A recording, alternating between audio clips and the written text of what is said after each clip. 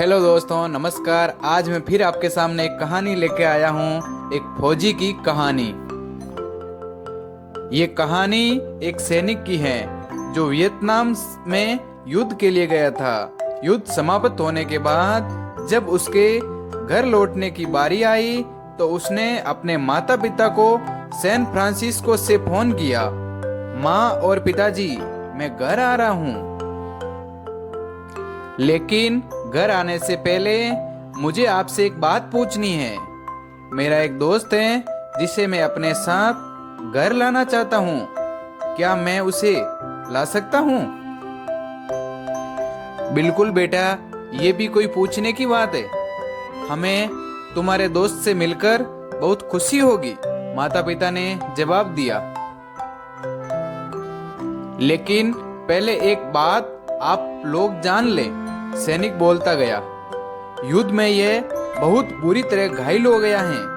उसने एक बारूदी सुरंग पर पैर रख दिया था और उसमें उसने अपना एक हाथ और एक पांव गंवा दिया है।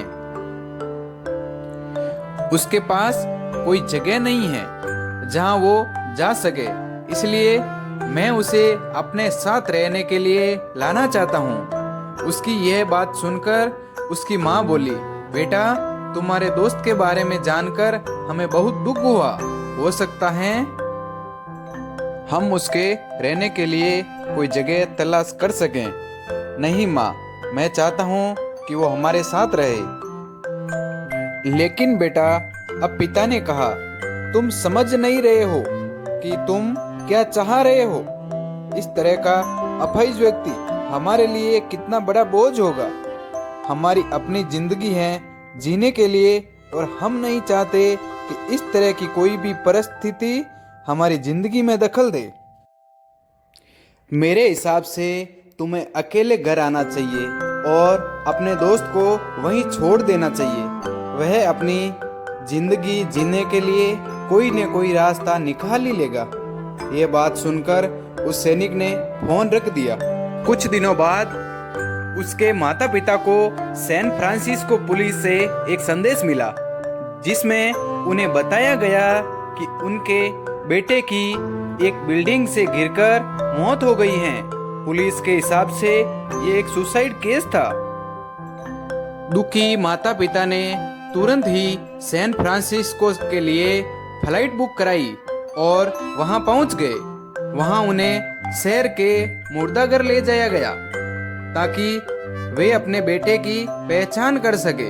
उन्होंने उसकी पहचान कर ली, किंतु ये देखकर उनकी कंपी छूट गई कि उनके बेटे का बस एक हाथ और एक पैर था।